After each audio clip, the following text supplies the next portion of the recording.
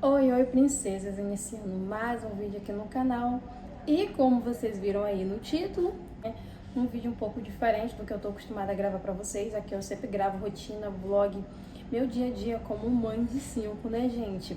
Mas hoje eu decidi trazer pra vocês, tá? Um vídeo muito especial pra mim, tá bom? Trazendo pra vocês um relato de parto, tá bom? Mas vai ser um relato de parto resumido, tá? Vou contar pra vocês desde a gravidez da Sofia até a gravidez do Samuel, tá bom? E vou contar pra vocês principalmente, né, que o foco desse vídeo é falar com vocês sobre a minha experiência com Deus durante uma cesariana, né? Eu tive uma eclâmpsia e foi surreal, tá? Então fiquem nesse vídeo. Se você for novo ou nova por aqui, já te convido a se inscrever no canal, deixar aquele like, tá? Vem fazer parte da nossa família. Eu tenho certeza que você vai amar o meu canal, vai amar, né, fazer parte do nosso cantinho, do nosso dia a dia, né, acompanhar a nossa... Mas enfim, vocês podem perguntar: Dani, mas por que você só trouxe agora esse vídeo de relato de parto, já que já tem bastante tempo?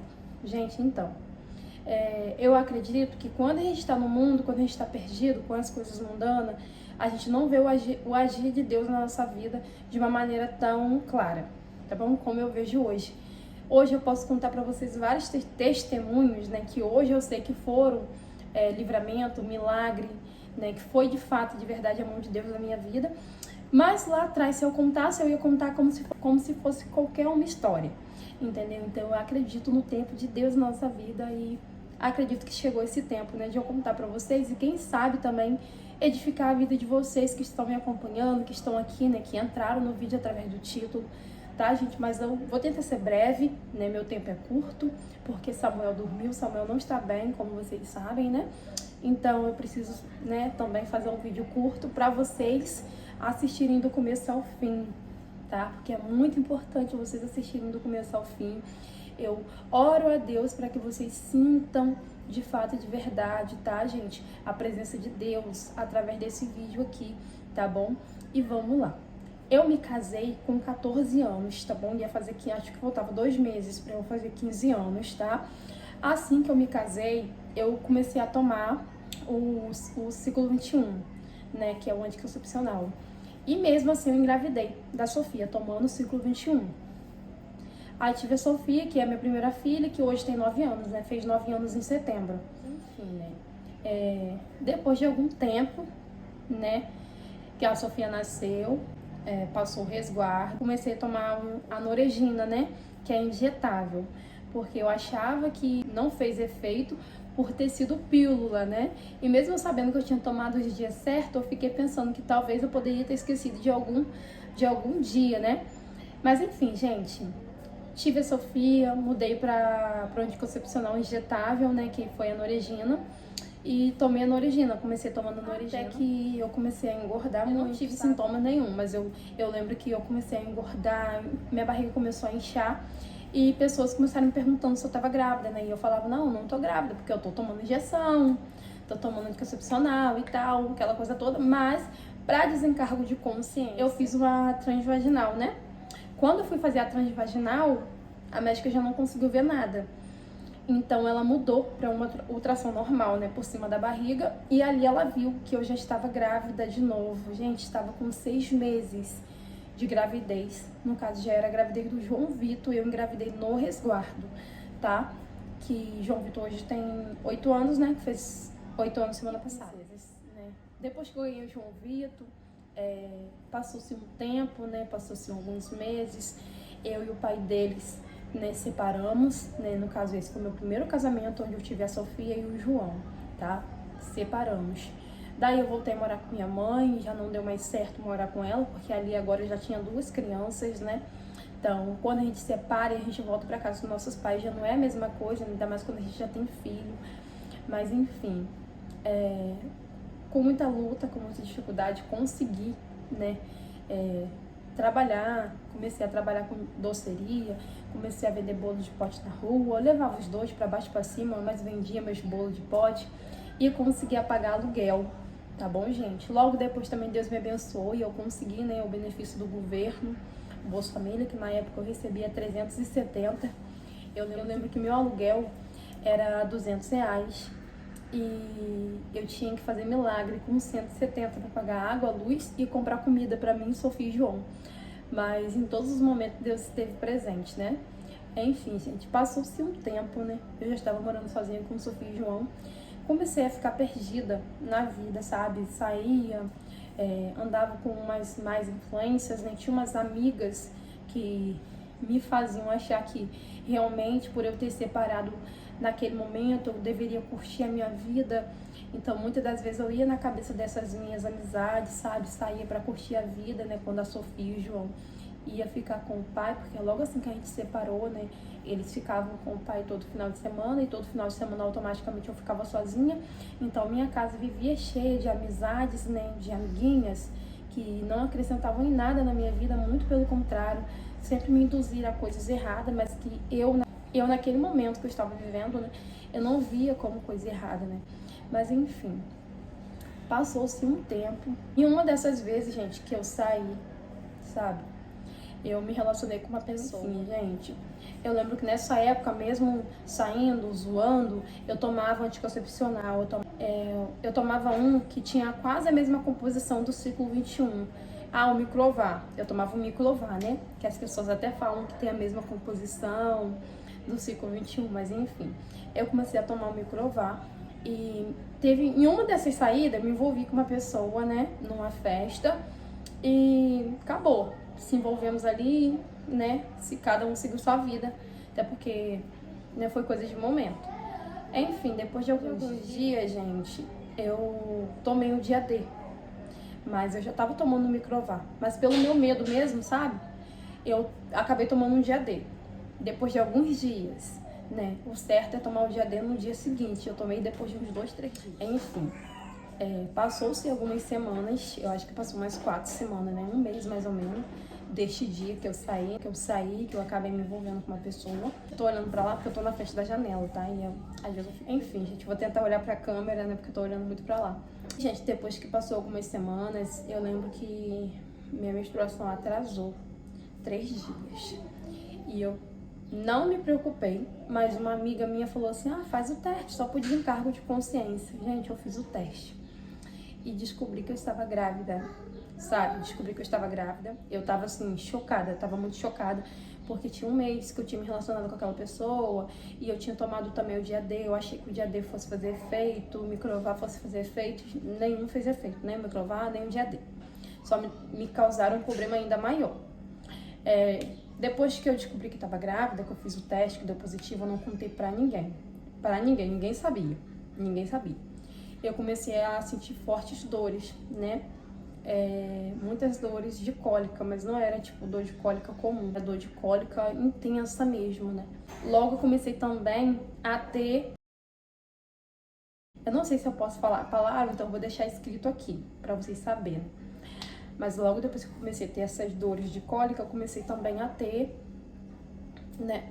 Então, como ficou muito intenso e já não era da cor vermelha, já estava sendo da cor preta, né, que já sinaliza uma hemorragia, eu decidi ir até a maternidade. Chegando na maternidade, levei o teste de farmácia. A princípio, a médica não quis aceitar, ela falou que só aceitaria se fosse exame de sangue. Mas, para minha sorte, nesse dia, tinha 2 médicas, então o que eu fiz? Eu saí da sala dessa médica, fiz a ficha de novo de atendimento e troquei minha vez, né, para eu ser atendida já com a outra médica, né? E assim eu consegui. Essa outra médica, né, foi super atenciosa comigo, me escutou, me ouviu, eu falei com ela tudinho que estava se passando comigo, né? E ela me deu um toque. Aí ela pegou e me explicou, né, que ela não poderia me atender porque realmente é necessário um exame de sangue, mas que ela poderia me dar um toque para poder ver, né, a situação real. E ela me deu um toque. Eu lembro que quando ela me deu um toque, a uva de branca ficou preta e começou saindo também alguns pedaços. Na mesma hora ela me internou. Eu tava sozinha no hospital, né? Na mesma hora ela me internou e fui internada, né, naquele dia. Eu lembro como se fosse hoje. Eu fui internada no dia 25 de setembro e fiquei lá no hospital. E dores não paravam, sabe? Eles me botaram lá com remédio na veia para ver se diminuía um pouco a minha dor, mas diminuía, eu voltava. a dor ir embora, quando eu achava que eu estava confortável, né, para tomar um banho sozinha, para fazer alguma coisa, a dor voltava pior ainda e eu só conseguia ficar deitada em cima daquela cama do hospital e eu já nem estava usando mais absorvente, eu já estava usando fralda, porque absorvente não estava dando conta de segurar aquele, né, a quantidade todinha, de que estava saindo, né, que já não era nem normal mais. Gente, eu juro pra vocês que essa cor que vocês veem hoje que eu tenho, eu não tinha, eu fiquei branca. Eu fiquei branca de tanto que eu perdi muito, muito, muito, muito. Cada dia era uma médica diferente, né, de manhã, na hora de me consultar. E eu lembro que teve uma segunda-feira, né, foi dia da médica-chefe lá do hospital. Ela passou 7h pouca da manhã, eu tava dormindo ainda, aí ela me acordou, perguntou, né, como que eu estava, pediu para me contar um pouquinho para ela do porquê que eu estava ali, porque ela ainda não tinha lido o meu prontuário. Então, eu contei para ela, né, o que tinha acontecido e tal, como eu estava, e ela pediu para eu ir no banheiro tirar a parte de baixo. Eu fui no banheiro e tirei a parte de baixo, nisso que eu vim do banheiro, o chão já veio assim, ó, sujando tudo, porque descia muito, né? Descia muito, não era nem vermelho, já era preto, né? O que saía, pedaços, sabe? E na mesma hora ela pediu pra me deitar de novo na cama e esperar ele buscar o prontuário. Mas que com certeza ela iria me descer pra eu fazer uma ultrassom pra poder ver a situação melhor. E, gente, quando ela desceu pra pegar o meu prontuário, eu lembro que a minha dor ficou, tipo, 1000 vezes pior, sabe? 1000 vezes pior. Aí eu fui caminhando até a porta pra ver se eu achava alguma enfermeira no corredor pra eu pedir ajuda, porque no quarto que eu estava sozinha, né? Mas enfim, gente, eu lembro que só foi o tempo de eu levantar da cama, chegar na porta pra tentar achar alguma enfermeira no corredor pra eu pedir ajuda, sabe? E naquele exato momento que eu encostei na porta, cheguei perto do corredor e eu olhei e não vi enfermeira nenhuma. Eu lembro que eu fui perdendo minhas forças, sabe? A minha perna foi falhando, eu comecei a sentir uma dormência no meu corpo, que eu já não conseguia me manter de pé.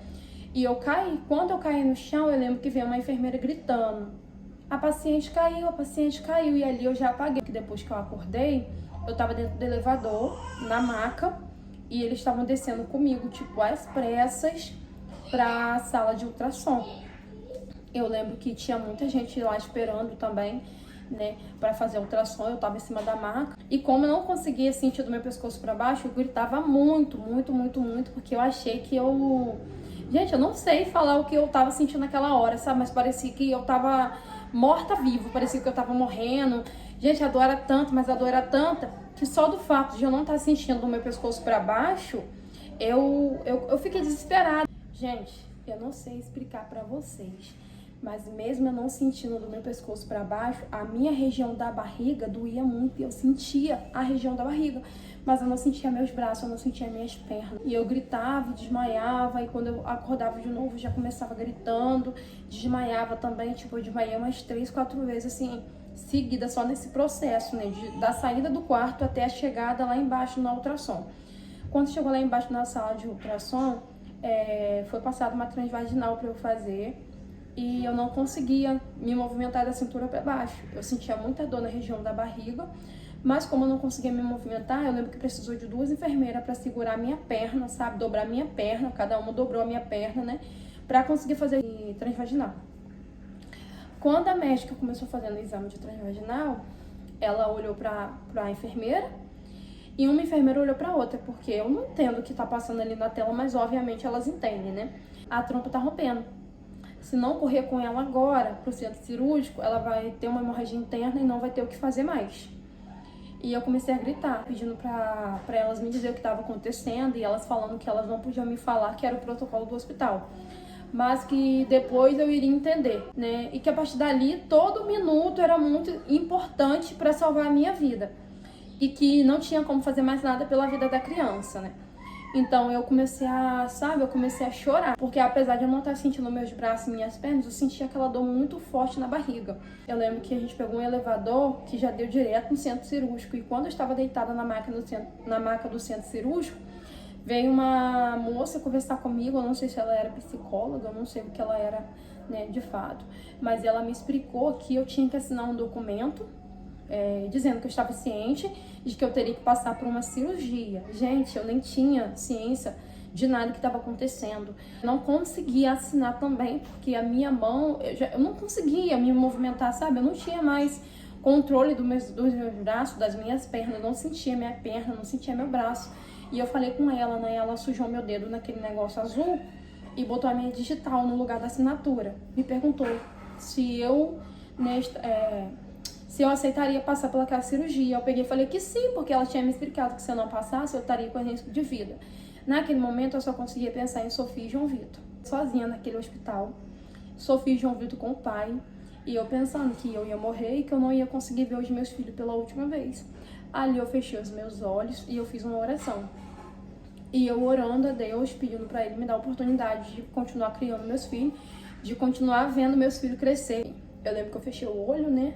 E eles começaram cortando a minha roupa, porque eu não conseguia levantar para tirar a roupa. Então eles cortaram a minha roupa todinha com a tesoura, sabe? Cortaram a minha roupa toda com a tesoura.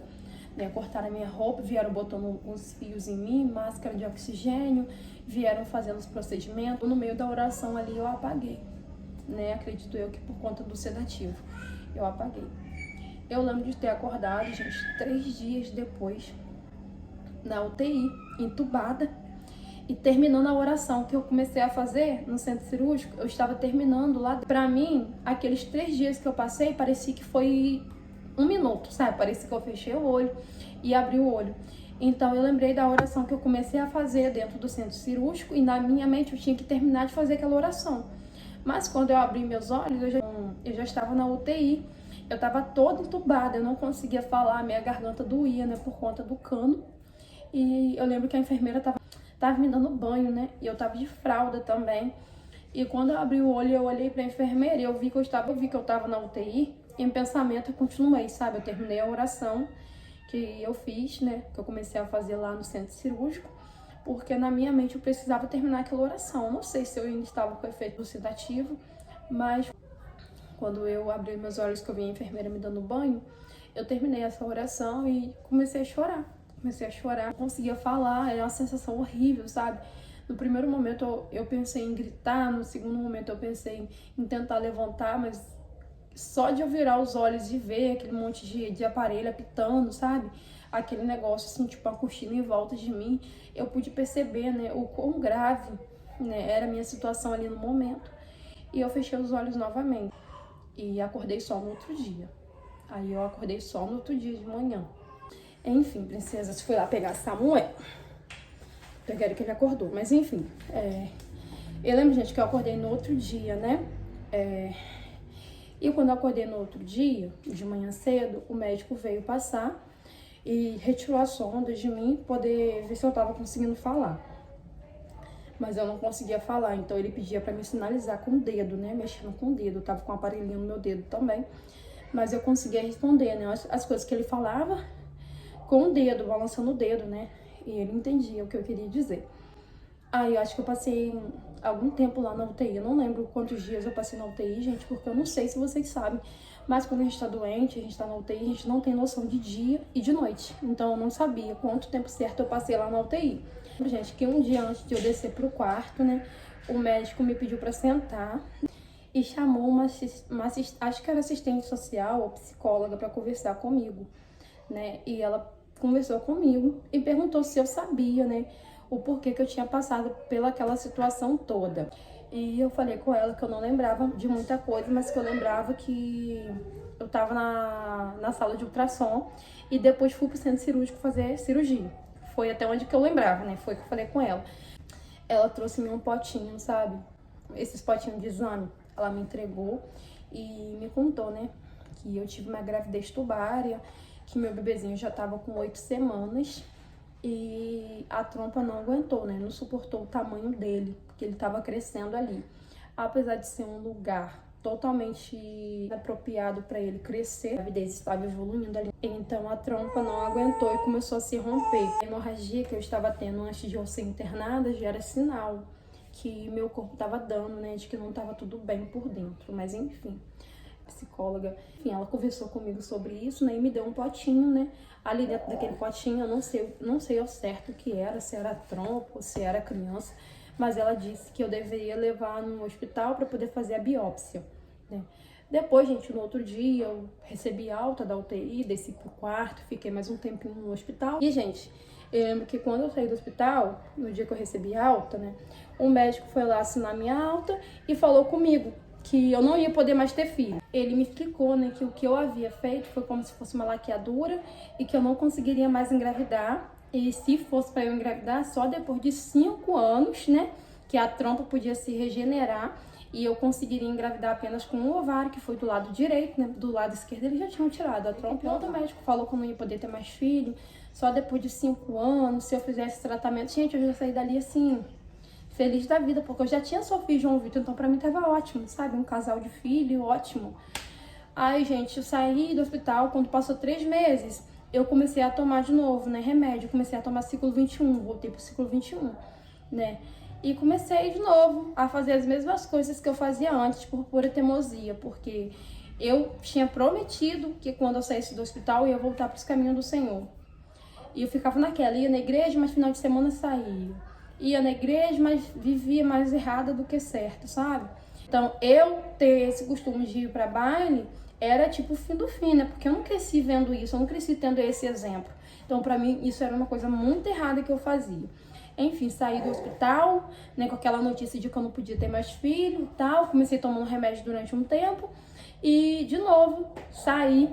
E em uma dessas saídas, me relacionei com uma pessoa. E depois de algum tempo, descobri também, né, que estava grávida. Quando eu descobri que estava grávida, eu me afundei na depressão, né? Porque eu fiquei frustrada de ter acreditado no médico, eu fiquei frustrada de não ter voltado para os caminhos do Senhor como eu prometi, né, que voltaria. E as coisas começaram a dar errado para mim, sabe? Durante a minha gravidez toda foi muito difícil, sabe? A minha gravidez inteira do Ravi e da Valentina foi assim, muito difícil do começo ao fim. Eles queriam nascer com 30 semanas, então eu tive que tomar remédio para segurar, né, a gravidez. Detalhe, gente, eu engravidei de gêmeos com uma trompa e um ovário. Uma trompa e um ovário eu engravidei de fim, gente. Com muita luta, né, tomando remédio para conseguir segurar a gravidez. Sei, né, consegui chegar, gente, às 37 semanas certinho. Eu lembro que eu fui internada com 8 meses, né, e a médica disse que eu só sairia daquele hospital com o Ravi e a Valentina nos meus braços. De tanto, gente, que eu vivi internada. A gravidez inteira de Ravi e Valentina, eu ficava mais internada do que em casa.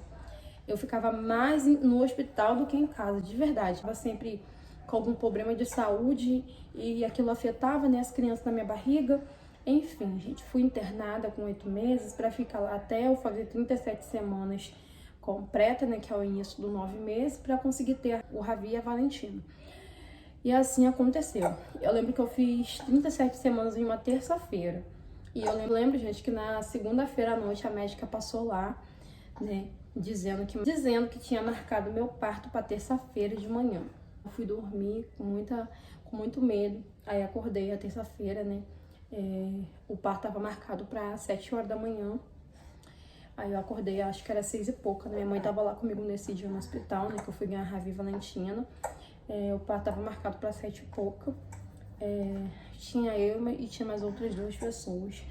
Como eu já tinha tido a Sofia e o João, não era a minha primeira gravidez, o meu horário de 7 horas foi mudado para 10 horas. Eu fiquei no corredor, né, do centro cirúrgico, esperando a minha vez de fazer a cesariana. Já ia fazer também a laqueadura, né, porque eu tinha feito planejamento familiar para fazer a cesariana, mas quando chegou a minha vez de ir para a cesariana, eu sentei, né, na maca, aquela coisa toda de se preparar para o parto, e eu comecei a chorar, porque eu comecei a sentir muito medo. Comecei a sentir muito medo, mas era um medo, tipo, totalmente diferente, porque eu passei a minha gravidez toda com problema de pressão, minha pressão vivia alta, remédio não baixava minha pressão. Eu passei minha gravidez toda, sabe, com vários problemas, então ali eu achava que eu não ia aguentar. Enfim, entrei para fazer a cirurgia, né, e com muito medo, porque eu tinha medo de não conseguir de novo, né, sair dali. Era a 4ª vez, gente, que eu tava sendo aberta, né, para fazer uma cirurgia, porque a primeira vez foi no parto de Sofia, aí a segunda foi na gravidez do João, foi uma cesariana, né, na gravidez do João também. Aí a tubária também foi uma cesariana, né, para poder retirar a trompa e o ovário. A gravidez do gêmeo também iria ser uma cesariana. Gente, eu lembro que durante o parto eu pedi pro médico me sedar. Aí ele perguntou, por que você quer que eu te dê o sedativo? Eu falei, porque eu tô com muito medo de morrer. Aí ele falou, não, calma, não é assim. Pode deixar que eu vou conversar com você. Você não vai nem perceber quando começar. Gente, de verdade, eu achei que eu não fosse perceber quando começasse. E foi aonde eles começaram a passar o negócio na minha barriga. Aí eu pedi pra eles esperar. Eu falei, não, espera poder fazer efeito. Eu tô com medo de sentir vocês me cortando. Aí eles botaram lá um negócio na minha frente lá, aquele negócio que eles botam tipo um pano, né, na frente. E o mesmo médico que não quis me dar o sedativo no começo, naquele momento ele me deu o sedativo. Ele apertou a bombinha, sabe, no meu rosto. Eu sei que eu apaguei. Nisso que eu apaguei, né, e quando eu apaguei, gente, eu tive a sensação de estar caindo, entendeu? Foi como se eu estivesse sonhando, sabe? E eu tava caindo, e eu caí, tipo, em um lugar escuro. Eu caí em um lugar que tava escuro, mas não era escuro como se tivesse apagado a luz, sabe? Era escuro como se estivesse anoitecendo. E eu vi 3 escadas. Eu vi uma escada pra direita e comecei a seguir essa escada pra direita, mas essa escada pra direita, a cada degrau que eu subia, parecia que eu tava descendo. Aí eu decidi subir a escada pra esquerda. Essa escada pra esquerda, a mesma coisa. Quanto mais eu subia, mais eu descia. Se eu subisse um degrau, o segundo degrau eu tava descendo, sabe? Eu ficava naquela coisa, tentando subir e não conseguia. E a escada que estava na minha frente tinha uma luz bem lá em cima, uma luz enorme, e eu não conseguia olhar. Então eu subi essa escada na minha frente com a cabeça baixada. Nisso que eu subi a escada com a cabeça baixada, eu conseguia subir. Essa escada não tinha como voltar para trás. A cada degrau que eu subia, eu tava mais perto dessa luz, sabe? E eu tava ansiosa para ver o que era aquela luz, porque não tinha nada naquele lugar, além dessas 3 escadas, uma para direita, uma para esquerda, e essa escada reta na minha frente. Eu tava conseguindo subir essa escada, né?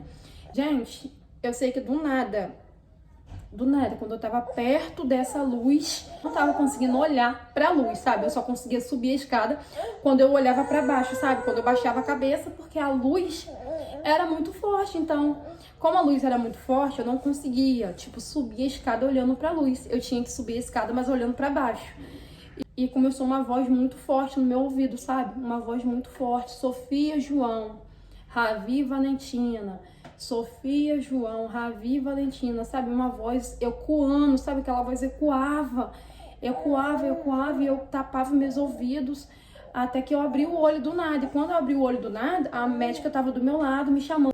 Daniela, volta, Daniela, abre o olho, não fecha o olho. Aí eu abri o olho.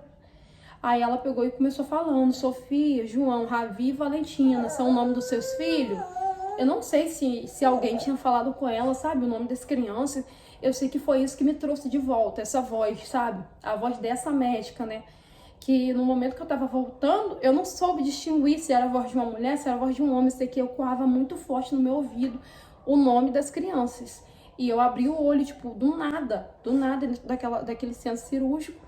E quando eu abri o olho do nada, eu pude ver, né, o quão grave foi a situação que eu passei pela quantidade de médicos. Porque quando eu fechei o olho, eu contei, tinha uns 4 médicos, sabe? Tinha uns 4 médicos e 3 enfermeiros.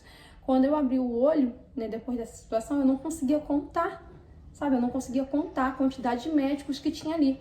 E eu só perguntava pra ela, né? Perguntava pra ela, cadê as crianças? Meus bebês nasceram?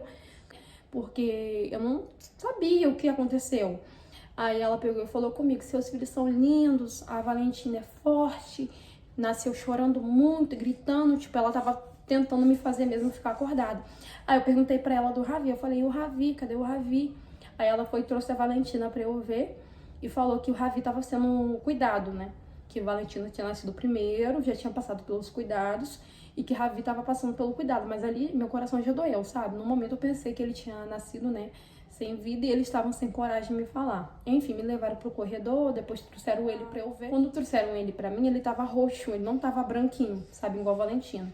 Aí disseram que era normal e tal e aquilo. Gente, fomos pro quarto. Quando chegamos no quarto, Valentina o tempo todo chorando o tempo todo, bem ativa, e Ravi dormindo. Aí eu questionei, né? Pedi pra minha mãe chamar a médica, falei, mãe, esse menino não tá bem. Chama a médica. A minha mãe falando que não, que era normal, porque ele tinha acabado de nascer. A enfermeira veio, tirou a roupa de Ravi, né, pra ele sentir frio, pra ele acordar, e ele não acordava.